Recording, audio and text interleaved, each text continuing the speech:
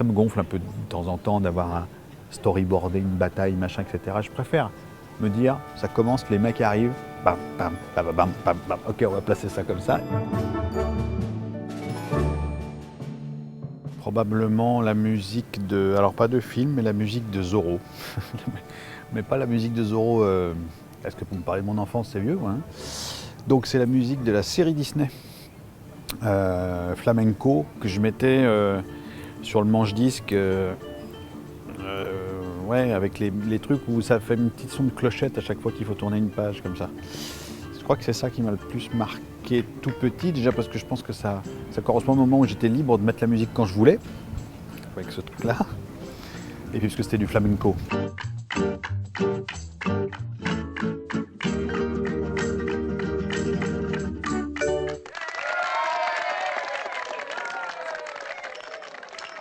John Williams en premier. Après, c'est compliqué de dire John Williams parce que ça a l'air d'une évidence comme ça, mais en fait, je pense que John Williams n'est pas simplement un compositeur de musique de film. Je pense qu'il est un compositeur qui vient à la suite de la grande frise historique de nos compositeurs et qui n'est pas simplement quelqu'un qui a du vocabulaire et une grande grammaire de la musique. C'est quelqu'un qui rajoute une pierre à la grammaire musicale, au même titre que Ravel, ou il vient mettre une pierre de plus à tout ça.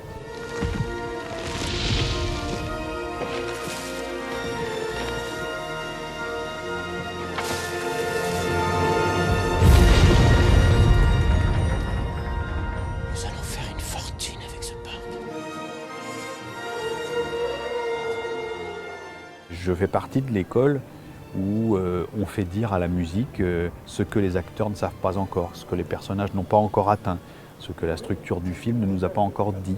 Parce que la musique est un peu omnisciente comme ça, et puis elle est un peu médium.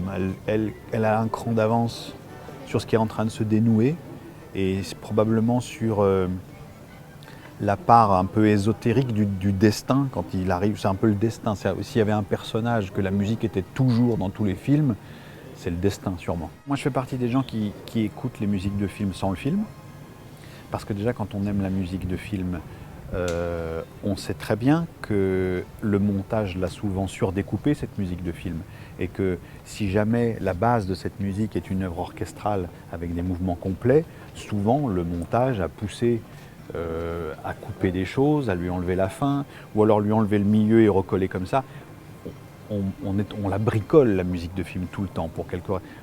Moi, un petit peu moins, parce que je l'amène avant de remonter dessus, donc je la respecte un poil plus, même si de temps en temps je la triture. Je pense qu'elle est autonome, la musique de film, quand elle est belle, et je pense qu'il est absolument inévitable qu'une belle musique de film survive à son support, qui peut-être est moins touchant, ou peut-être ne l'amène pas finalement, cette musique de film, plus loin qu'elle ne va elle-même toute seule.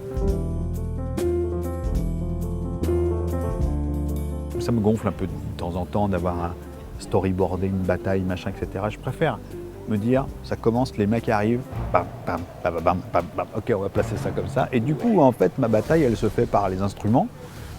Et puis à la fin, en plus, je vois le temps qu'elle va durer, puisqu'elle va durer le temps du morceau de musique. Donc en fait, comme c'est mon langage premier, ça, c'est celui que je fais parler en premier, ce qui m'arrange pour la suite, quoi. J'ai un très grand bonheur à me retrouver dans une situation technique, c'est-à-dire avec de grands musiciens. Moi, j'ai travaillé avec l'Orchestre national de Lyon.